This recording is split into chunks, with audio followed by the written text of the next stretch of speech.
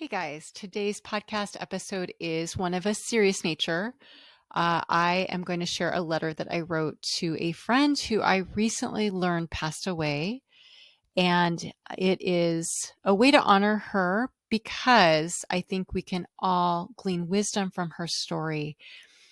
She was a diehard codependent, I'm realizing, and I want to share her message, her story with you so that you cannot follow the same route and we can all learn wisdom from her experience. So I'm going to call her Sarah. That's not her real name. And I know she would be very happy to serve as a warning for the rest of us, how we can do better for ourselves and our loved ones. So the title of this episode today is called When Codependency Kills. But first, before we get there, please subscribe to this podcast. I want to make sure that you don't miss a single episode. Please share this today with a friend, especially all the people in your life you think are on the codependent spectrum who could definitely use to hear this warning and glean this wisdom. And please give me a 5-star review. Okay, here we go. This is called When Codependency Kills. Dear Sarah, I have not spoken to you in about 10 years, but for some reason you came to mind this morning and I looked you up on Facebook just to see what was going on. And I learned that you died about 3.5 years ago. It didn't say exactly why, but it did hint that you either suicided or drank yourself to death. And I can't say I'm 100% surprised, but I was shocked. It's tragic for you, for your husband, and for your 4 children. Sarah, I know you were tormented by your childhood and you dissociated from all the anger you had at your mother with alcohol. I know that you struggled with shame as you had experienced unprocessed neglect, physical and sexual abuse by your stepfather.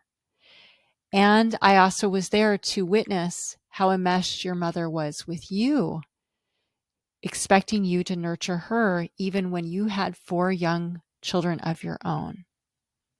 I know you had your children and kept them so close to you, not for them, but for you. You did not want to be alone, and you needed to feel needed by them. I know that you wanted nothing more in life than to keep your children close and then for them to have families and keep their families all close to you so you would be surrounded by them. I know because you told me so. You were using your kids to insulate you from the loneliness of your childhood and from the shame of the neglect and abuse you suffered at the hand of your stepfather and your mother, who allowed all this to happen and did nothing. I imagine you utterly hated her, and you believed that hatred made you evil. That's why you confided in me that you thought you had a demon. It was the hate for your mother that tormented you and ultimately killed you. Here's what I surmise happened from both my knowledge of you and from going over your Facebook account and piecing things together. Sarah, you were enmeshed with your kids and you felt rejected and ashamed when they differentiated from you. I imagine you put extra pressure on your daughter, your one daughter, to stay close and enmesh with you, to repeat the closeness and the enmeshment that you still continued with your own mother. But when she pushed you away, you made her feel guilty somehow, which explains why she suffered from a mysterious and debilitating gut illness for so long. Because I know now as a therapist, we feel guilt and shame in our gut. On your Facebook page, I see the many photographs that you took of doors while you were in North Africa. All the doors are beautiful and they're all unique and handcrafted.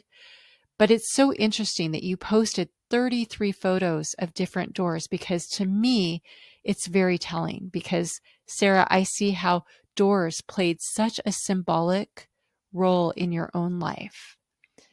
The pain that you experienced from your daughter attempting to shut a door with you, and the pain it caused by refusing to shut the door on your own mother. You lived to nurture. That's why there are so many photos of you nurturing plants and animals, even sick animals. But when your children no longer seem to want your nurture, it pushed you over the edge. Sarah, what you didn't know killed you, because even though you no longer felt needed by your kids who were in their teens, they still did need you. You were their secure base, and now they no longer even have that. A parent becomes a secure base when our children experience our consistent presence, then internalize this as security for themselves to be able to venture forth away from us. They trust we will always be there whenever they become scared or sick or vulnerable or overwhelmed. And they need to temporarily return for comfort and attunement. Being a secure base as a parent is not a sexy job, because it feels like you quickly work your way out of a job, actually, and we end up feeling overlooked and unnecessary as our kids explore the world away from us. But paradoxically, we are the ultimate source of stability that gives them the confidence to do so. We need to keep in mind that as a secure base, we will be taken for granted. And that is a good thing. That is a sign of health. Our kids will return to us as needed for a recharge, which will not meet our needs, but theirs. If we, however, pay close attention, we start to notice how much influence we actually have on them, even though they may never admit it, because we hear them echo things that we say or imitate the things we do. We notice how they start to see the world through the very lens we have given them, and how powerful we are to actually shape their whole perspective like this. It's all a paradox, as in order to successfully be a secure base for our kids, we cannot have our needs met by them, but we must meet those needs for ourselves. As we are independent of them in this way, it creates safety for them to depend upon us. The more whole and happy we are on our own, the more of a secure base we become for them. And it's ultimately a win-win, even if counterintuitive. But no one taught you this, Sarah, and you did not take it upon yourself to learn. You just drew upon the one thing that you experienced and knew, equating love with feeling needed. And it wasn't enough because it wasn't true. Nurturing is so much more than feeling needed, and a parent is very much still needed even when it's not felt by us. As much as I would like to act like I cannot relate to you, however, of course I can. Sarah, you and I took parallel paths, even though you were ultimately more successful on your journey towards death than I was. I too attempted suicide just a few years before you did. I too felt incredible shame and loneliness and no longer wanted to live. And my daughter's rejection of me played a huge role in all this, just as yours did. I now understand how family systems work, as nothing happens in isolation. And humans are designed to attach to those around us. It's the nature of the attachments, when they're too close or too distant, that can be deadly.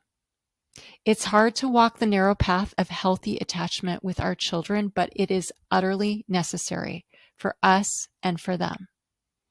Many parents struggle with allowing themselves to feel anything toward their children because they're afraid to feel rejected by them.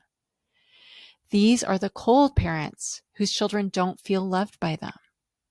Then there are the parents who need their children too much, but are never able to love them truly because true love sets them free.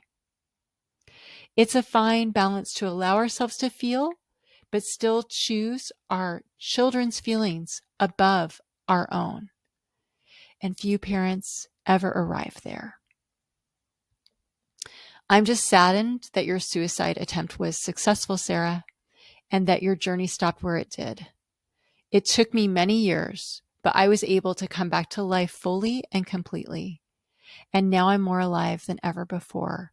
Today, my daughter Edie and I have the closest and most fantastic relationship imaginable, and she is flourishing as a result. I only wish what I've experienced and all the wisdom I've gleaned along the way could have helped you. I now have so much to share and can see everything so clearly. It's tragic that it's too late for you. But it does inspire me to help others and to continue to push to share my wisdom, whether in my practice with my clients or with my podcast listeners.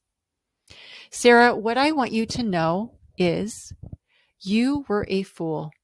You are absolutely entitled to hate your mom.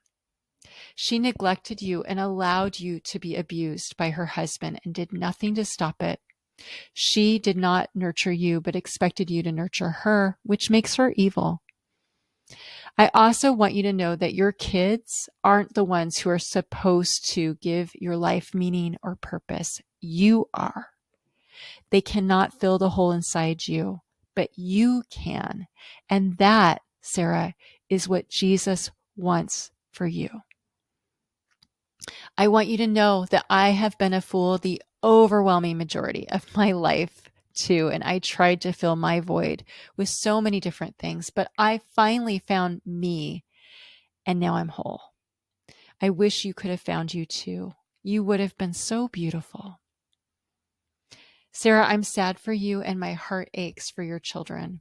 You were such a lovely person, even though you weren't 100% real, because you severed the part of yourself that you thought was shameful, your feelings. I wish I could have helped you see that those feelings were so valid and not at all bad, but good. I wish I could have taught you they were there for a good reason, such as for closing the door with your mother and accepting your daughter's closed door with you. I only knew a part of you, Sarah, but I loved what I knew. I'm sorry I couldn't have met all of you because I know she'd be beautiful. Take care, friend. I hope to meet all of you for the first time someday soon. So guys, please share this very bittersweet story with the people you know who are codependent or on the spectrum in your lives. And we can all honor Sarah by learning from her story. Thank you so much.